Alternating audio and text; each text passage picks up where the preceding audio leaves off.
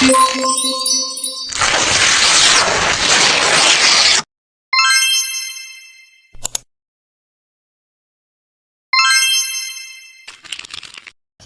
warahmatullahi wabarakatuh. Salam sejahtera bagi kita semua. Yang terhormat Bapak Tito Sumarsono, SEMAK, selaku dosen pengampu mata kuliah pengantar aplikasi komputer. Pada kesempatan kali ini kami akan mempresentasikan tentang pertemuan pertama, yaitu sistem informasi komputer.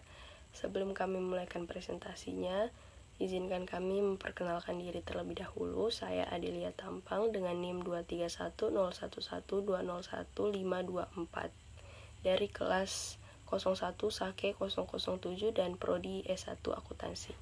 Perkenalkan, nama saya Zulfa Fauzia dengan NIM 2310112000552.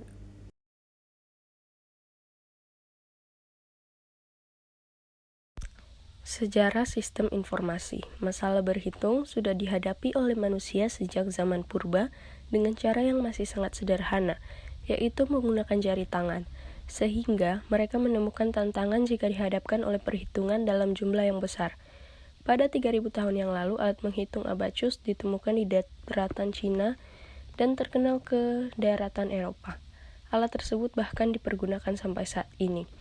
Jika dibandingkan dengan menggunakan batu maupun jari tangan, abacus sangat membantu manusia zaman dahulu dalam menghitung jumlah yang relatif besar.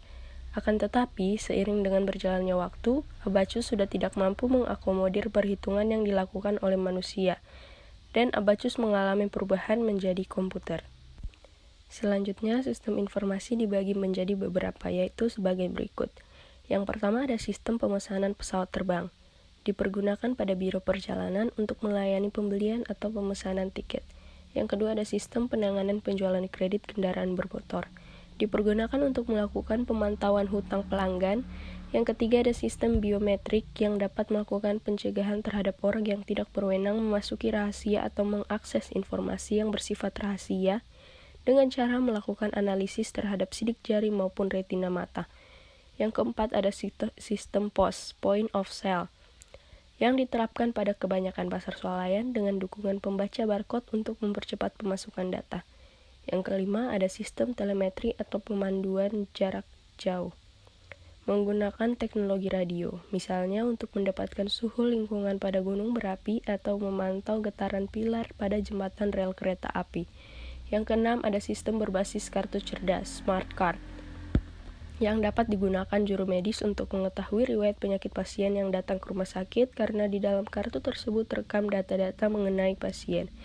Yang ketujuh ada sistem layanan akademis berbasis web yang memungkinkan mahasiswa memperoleh data-data akademis atau bahkan dapat mendaftarkan mata kuliah yang diambil pada semester baru.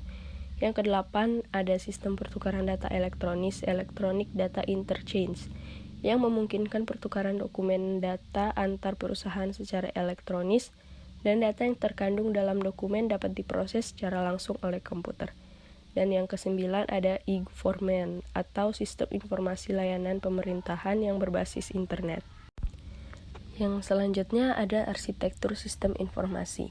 Sebuah proses pemetaan rencana akan kebutuhan informasi disebut sebagai arsitektur informasi atau arsitektur teknologi informasi atau arsitektur sistem informasi atau infrastruktur teknologi informasi. Arsitektur ini mengacu pada sebuah desain atau rancangan yang membuat gambaran maupun deskripsi yang lengkap mengenai struktur dari sebuah sistem informasi. Arsitektur inilah yang kemudian dijadikan pedoman untuk operasional saat ini atau menjadi cetak biru di masa yang akan datang. Arsitektur ini dibuat dengan tujuan agar setiap bagian yang dimiliki oleh teknologi informasi tersebut dapat memenuhi kebutuhan terkait strategi perusahaan. Untuk itu, arsitektur informasi memadu-madankan kebutuhan informasi, komponen yang dimiliki sistem informasi, serta teknologi-teknologi pendukungnya. Oke, selanjutnya terdapat arsitektur informasi menggunakan arsitektur teknologi yang dapat dibedakan menjadi 3 macam, yaitu yang pertama arsitektur tersentralisasi, yang kedua arsitektur desentralisasi, dan yang ketiga arsitektur klien atau server. Selanjutnya, mengerti sistem operasi. Sistem operasi komputer merupakan sebuah perangkat lunak yang terhubung dengan program dan terkoordinasi dari aktivitas sistem komputer. Sistem operasi juga digunakan untuk melakukan kontrol terhadap input atau output penyimpanan, melakukan perangkat, melakukan manajemen data, menerjemahkan bahasa, serta memberikan pelayanan lainnya yang berkaitan dengan hardware. Perangkat komputer membutuhkan sistem operasi ini saat mulai beroperasinya sistem atau biasa digunakan untuk menghubungkan hardware dan software.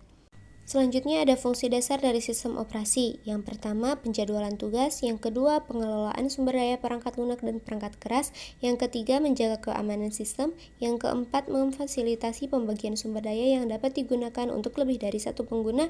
Yang kelima, menyimpan histori pemakaian. Dan yang keenam, menangani interrupt.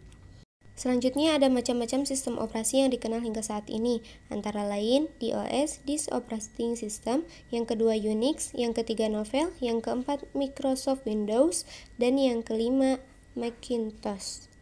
Sekian dari kami, mohon maaf bila ada kesalahan. Wassalamualaikum warahmatullahi wabarakatuh.